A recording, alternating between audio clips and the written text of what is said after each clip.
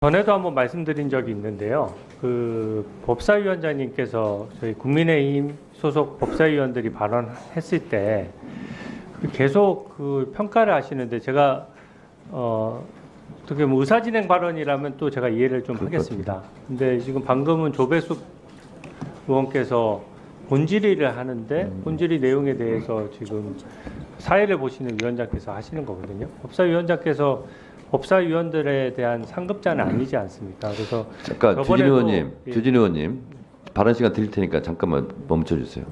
제가 분명히 말씀드렸어요. 조배숙 의원님과 무관하게 제가 얘기를 한다고. 그리고 잠깐 들어보세요. 우리가 윤석열 대통령 탄핵 청원 140만 원 왔고 자동 분류가 돼서 법사위로 왔잖아요. 그러면 법사위원장으로서 그거 하면 안 됩니까? 하면 안 돼요? 해야 되는 거죠. 자, 보세요. 그리고 검사 탄핵 청문회도 본회의에서 법사위로 회부했어요. 당연히 해야 되죠. 그렇지 않습니까? 그래서 우리 법사위에서 기왕 한 일이고 또 앞으로 벌어질 일에 대해서 자꾸 불법을 주장하거나 위원장이 무슨 편법을 사용해서 하는 듯한 그런 것은 자제해달라고 오늘뿐만 아니라 그전에도 계속 말씀드렸죠. 근데 국민의힘 의원들께서 계속 하세요. 그러니까 법대로 진행하고 있는 부분에 대해서는 인정을 하셔야죠. 그리고 내용을 주장을 하시라는 말이에요. 근데 법사위에서 법대로 진행되는 회의 자체를 부정하거나 그거에 대해서 비난을 하시면 위원장으로서 이 회의를 진행하는 위원장으로서는 그럼 뭐가 됩니까? 그 부분을 말씀드린 거예요. 그 하면서 내용상 얼마든지 주장하시라고요. 그것이 못마땅하더라도 그런 것을 제가 말씀드리는 거예요. 그래서 그런 부분을 참조해서 말씀해 주시기 바랍니다. 네, 계속하세요. 그러면은 아니 본질의 시간이 이제 정해져 있지 않습니까? 그래서 제가 드리고 싶은 말씀은 그겁니다.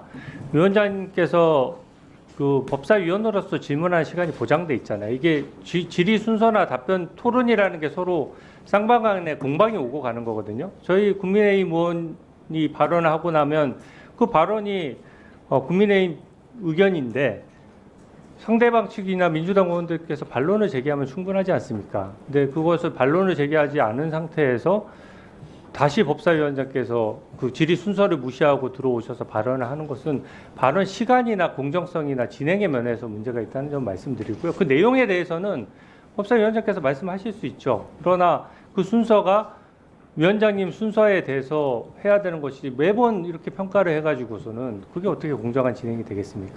여기 잠깐만요. 다시 한번 말씀드릴게요. 발언 정지시켜주고요. 아니 시간 보장한다고요. 시간 보장한다고요. 자 보세요. 자 위원장은요 국회법상 질서를 유지하고 위원회를 대표하고 의사를 정리하고 해야 되는 권한이 다 있어요. 국회법이 다 돼 있습니다. 국회법 49조 1항에 돼 있어요. 그래서 여러 가지 관계를 위원장이 진행을 함으로써 진행하는 발언을 할 수 있어요.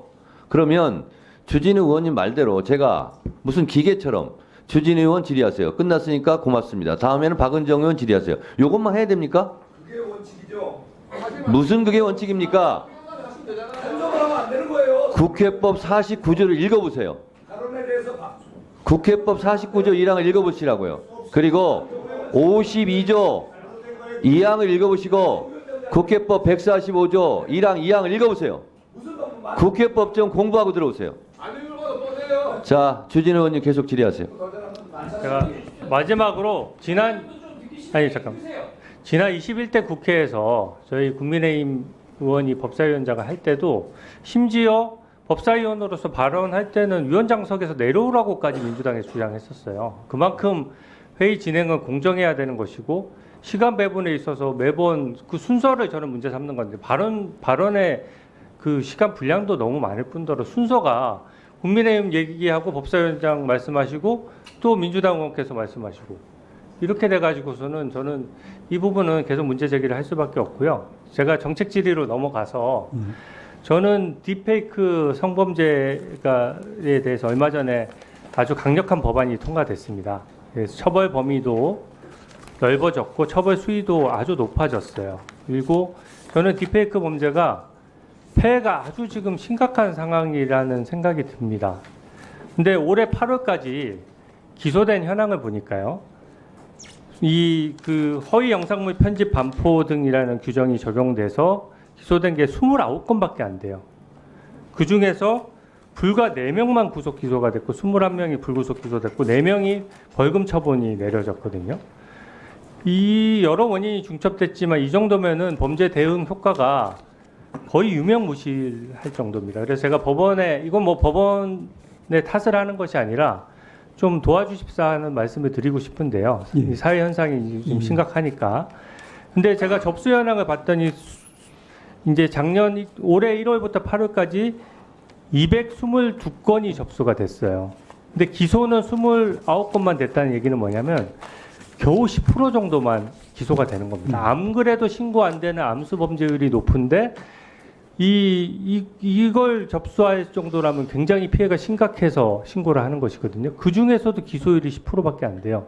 물론 이건 제가 법무부 때도 질의할 내용이지만 이거는 영장이라든지 양형 기준에 있어서 이 사회 현상에 대한 이해도를 그 존경하는 재판장님들께서 좀 상당히 이해하는 게 필요하고 그 부분에 대해서 법원, 행정처, 사법연수원, 양형위원회가 동시에 작동을 해줘야 저는 가능하다고 생각하거든요.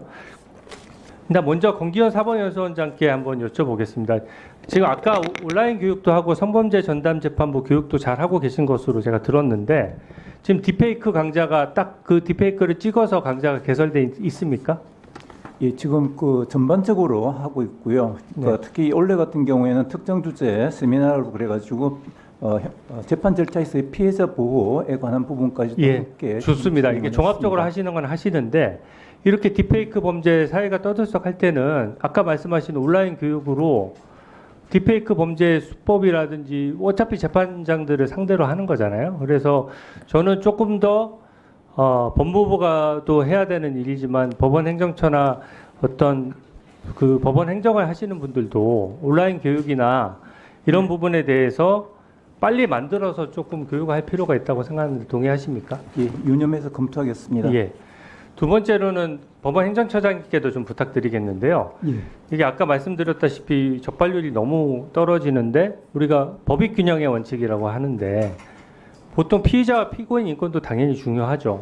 그만큼 피해자 인권도 중요하고 이거는 제가 왜 이거를 걱정하냐면 딥페이크 범죄는 너무 범죄에 노출되는 가능성이 너무 무작위고 너무 커요. 누구나 당할 수 있고 사진 한 장만 있으면 엄청난 피해를 입을 수 있는 거거든요. 예. 그래서 이거는 거의 마약 사범 이상에 준해서 좀 대처를 해야 되는데 지금은 은밀한 범죄다 보니까 대부분 다크웹이나 이런 거 이용해서 하다 보니까 영장을 어느 정도는 좀 신속하고 좀 어느 정도 범위를 넓게 받아야 저는 추적 수사가 가능하다고 생각합니다. 제가 수사 실무를 한번 담당해 본 사람으로서 이 현실적인 우려가 있는 거거든요. 그래서 이 부분에 대해서 법원이 균형을 잡으면서도 현 실태에 대한 교육과 어떤 영장 발부 기준에 대한 좀 고찰이 있어야 된다고 생각하는데 법원 행정처 차원에서 좀 검토를 해주십시오.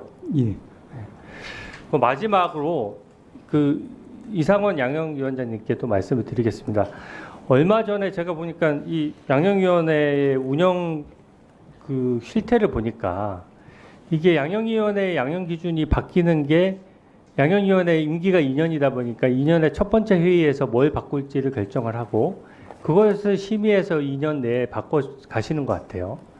근데 얼마 전에 제가 되게 그 기술 유출 범죄에 대해서 양형을 올리는 거를 되게 감명 깊게 봤습니다. 근데 비판하는 시각에서 봤을 때는 너무 늦었어요. 대응이.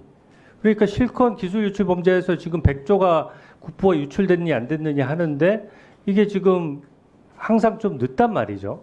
근데 딥페이크 범죄 어떻습니까? 지금 통과됐는데 양형위원회 지금 보면 2년마다 한 번씩 범죄를 선정해서 대응에 문제가 있어서 이런 것들은 끼워 넣어서더라도 빨리 양형 기준을 좀 마련해 주시기 바랍니다. 답변 드려도 되겠습니다. 지금 위원님이 말씀하시는 바로 그 부분이 제가 양형위원장을 맡고 나서 느낀 문제점 중에 하나인데, 사실 이 양형 기준을 설정을 하고 자꾸 이제 수정하는 작업도 계속 업데이트를 해야 하지만, 제가 현실을 보니까 이제 인력과 예산이 턱없이 부족해서요. 그렇게 계속 하는 게 좀 현실적으로 어려움이 좀 있습니다. 그래서 지금 우리가 하고 있는 게 그 한 기가 시작되면 초반부에 그때 굉장히 시급하다고 생각하는 것들, 중요하다고 생각했던 걸 중심으로 대상군을 설정하고 그걸 중심으로 2년간 하게 하는데, 그렇지만 이제 지금 말씀하신 것처럼 사회적으로 큰 문제가 되고 굉장히 시급한 것은 중간에 집어넣기도 합니다. 그래서 많이 더 집어넣어서 하기도 하고 있고, 그렇지만 한계가 있다는 점을 말씀드리고, 좀 뭐 기관 입장에서 좀 말씀을 드리면, 저희 양형위원회 많이 인적 물적으로 지원을 해주시면 보다 원활하게 업데이트를 할 수 있을 것 같습니다. 네, 감사합니다. 저도 추가로 주 의원님 말씀을 추가해서 말씀드리면 이제 그 딥페이크 범죄 피해에 대한 심각성 상황 인식은 같이 하고 있습니다. 그런데 조금 전에 주신 그 말씀 부분 관련해서는 잘 아시다시피 양형 기준이라고 하는 게 경험적인 접근을 위주로 하면서 거기다가 규범적인 조정을 좀 하는 것 아니겠습니까? 그래서 이제 새롭게 이제 대두되고 있는 이런 범죄에 대해서 적극적으로 양형 기준에 반영하기는 구조적으로 좀 쉽지 않은 측면이 있지만 그렇기 때문에 더더욱 일선에서 기존의 어떤 법정형 범위 내에서 형사재판을 담당하는 법관들의 역할이 중요한 것 같습니다. 조금 전에 주신 그 이제 상황 인식은 저희들이 공유를 해서 잘 충실히 한번 반영하도록 검토해 보겠습니다. 우리 법원 행정처장님, 예. 아까 제가 모두 발언할 때 예. 발언 시간이 끝나고 추가 발언할 경우 예. 위원장한테 예. 발언 시청을 하라고 했습니다. 그렇게 하겠습니다. 주진우 의원님이 위원장이 아닙니다. 예. 참고해 주시기 바랍니다. 그렇게 하겠습니다. 다음은